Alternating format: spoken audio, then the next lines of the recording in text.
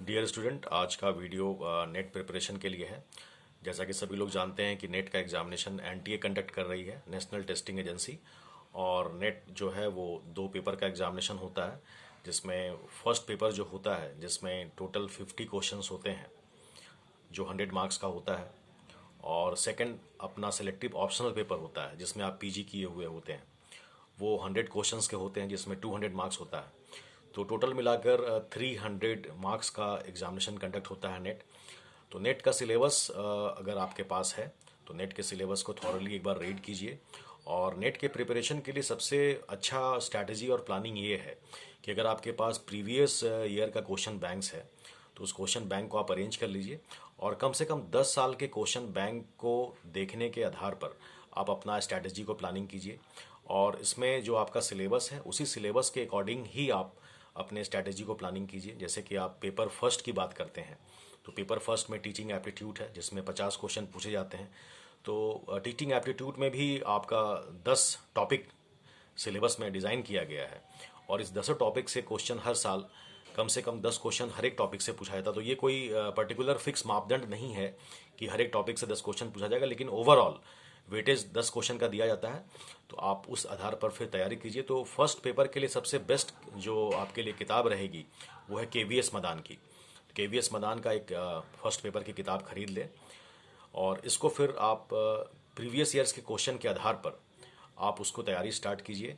और जो आपका सिलेक्टिव पेपर है, जैसे कि जो स्टूडेंट इकोनॉमिक्स के हैं, तो इकोनॉमिक्स के लिए जो आपका अपना पेपर है जो सिलेबस के अकॉर्डिंग आप देखते हैं, जिसमें आपने यूजी और पीजी में जो किताब पढ़ा है उसी किताब पर आप फोकस करें।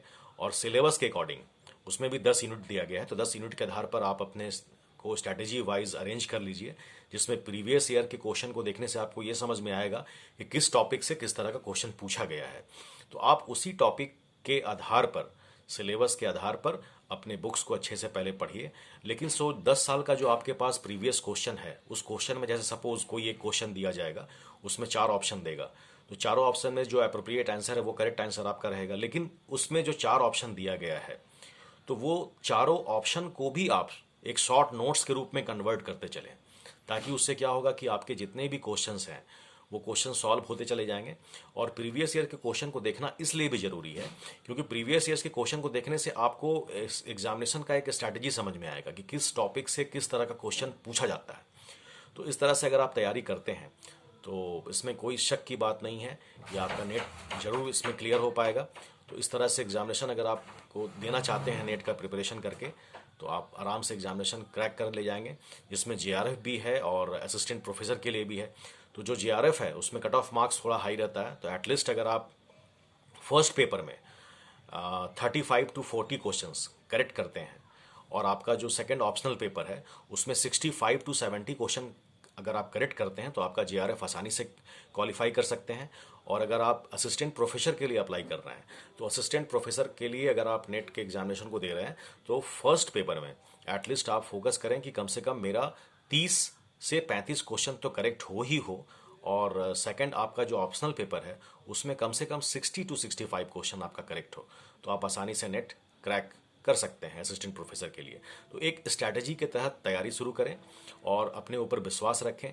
फर्स्ट पेपर और सेकंड पेपर दोनों को फोकस करना जरूरी है, इसलिए आप एक रूटीन बना लें कि हम हर दिन फर्स्ट पेपर के लिए कम से कम 1 से 2 घंटे का समय जरूर निकालेंगे। और आपका जो ऑप्शनल पेपर है उसके लिए आप 2 से 3 घंटे का समय जरूर निकालें। एटलीस्ट अगर आप हर दिन को बांट कर डिवाइड करते हैं तो 5 घंटे का टाइम अगर आप रोज स्पेंड करते हैं तो निसंदेह 2 महीने में यानी 60 डेजेज में आपके पूरे सिलेबस कवर हो जाएंगे, जिसमें प्रीवियस क्वेश्चन बैंक जो है आपको काफ़ी हेल्प करेगा। उस स्ट्रैटेजी के तहत आप तैयारी करें, टॉपिक वाइज देखें किस टॉपिक से किस तरह के क्वेश्चन ज़्यादा पूछा गया है, उस टॉपिक पर अपना पकड़ को मजबूत बनाएं और फिर आप प्रिपरेशन करें।